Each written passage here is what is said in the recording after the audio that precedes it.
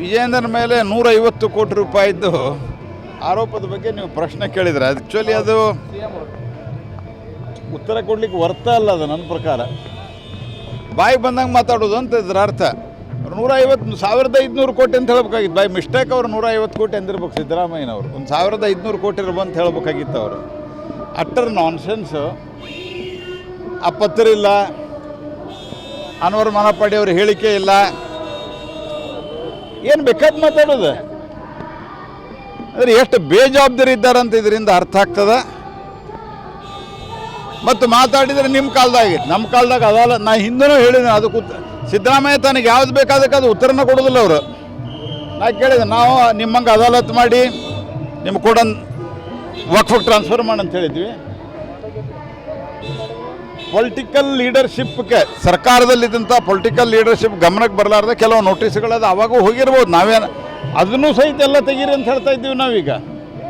ಅಕಸ್ಮಾತ್ ನಮಗೇನಾದರೂ ನಾವು ಹೇಳಿ ಅಂದರೆ ನಮ್ಮವರು ನಾವಂದ್ರೆ ನಾನಂತೂ ರಾಜ್ಯ ಸರ್ಕಾರದಾಗ ಯಾವತ್ತೂ ಇಲ್ಲ, ನಾವು ಒಪ್ಪೋದೂ ಇಲ್ಲ. ಅಕಸ್ಮಾತಾಗಿ ಮಾಡಿದ್ರು ಸಹಿತ ನೀವು ಅದನ್ನೂ ತೆಗೀರಿ. ನಾವೇನಾದರೂ ನಮ್ಮ ಪಾರ್ಟಿಯವರು ನಮ್ಮ ಮಂತ್ರಿಗಳು ಅದ್ರಾಗ ಏನಾದರೂ ಇನ್ವಾಲ್ವ್ಮೆಂಟ್ ಇದ್ದಿದ್ರೆ ಅವ್ರ್ಯಾಕೆ ತೆಗಿ ಅಂತ ಹೇಳ್ತಾ ಇದ್ರು. ಎಲ್ಲ ವಿತ್ಡ್ರಾ ಮಾಡಿರಿ ಅಂತ ಹೇಳ್ತಾ ಇದ್ದೀವಿ ನಾವು. ಇದು ತುಷ್ಟೀಕರಣದ ಪರಾಕಾಷ್ಠೆ.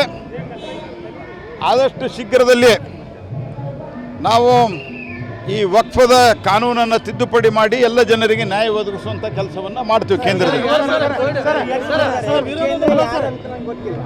ಕಾಂಗ್ರೆಸ್ನವರೇ ನನಗೆ ಆಫರ್ ಮಾಡಿದ್ರು, ವರದಿ ಕೂಡ ಅಂತೇಳಿ ಅವರೇ ನನಗೆ ಆಫರ್ ಮಾಡಿದ್ದು ನಿಜ. ಇದೆಲ್ಲವೂ ಕೂಡ ಕಾಂಗ್ರೆಸ್ನವ್ರು ಬುಡಕ್ಕೆ ಬರ್ತಂತ ಅನ್ವರ್ ಮಾನಪಾಡಿ ಹೇಳ್ತಾರೆ. ಅಲ್ಲಲ್ಲ, ಅನ್ವರ್ ಮಾನಪಾಡಿ ಅವರು ವಿಜೇಂದ್ರ ನಮ್ಮ ಮನೆಗೆ ಬಂದಿದ್ರು ಅಂತ ಅನ್ವರ್ ಮಾನಪಾಡಿ ಅವರು ಹೇಳಿಲ್ಲ ಫಸ್ಟ್. ಯಾರಂತ ಗೊತ್ತೇ ಇಲ್ಲ ಅಂತ. ಆನಂತರ ಇವರು ಕಾಂಗ್ರೆಸ್ ಪಾರ್ಟಿಯವರು ತಮ್ಮ ಸುಳ್ಳನ್ನು ತಾವು ಮಾಡ್ತಾ ಇರುವಂಥ ಅಪಚಾರವನ್ನು, ತಾವು ಮಾಡುವಂಥ ಅನಾಚಾರವನ್ನು, ತಾವು ಹಿಂದೂಗಳಿಗೆ ಮಾಡ್ತಾ ಇರುವಂಥ ಅನ್ಯಾಯವನ್ನು ಮುಚ್ಚಿಕೊಳ್ಳಿಕ್ಕೆ ಈ ಕೆಲಸವನ್ನು ಮಾಡ್ತಾ ಇದ್ದಾರೆ. ಉಳಿದ ಡಿಟೇಲ್ ಹೇಳಲಿಲ್ಲ, ಕೊಡಲಿಲ್ಲ. ಈಗ ಇಲ್ಲಿ ತನಕ ಯಾಕೆ ಮಾಡಿಲ್ಲ ಅಂತ.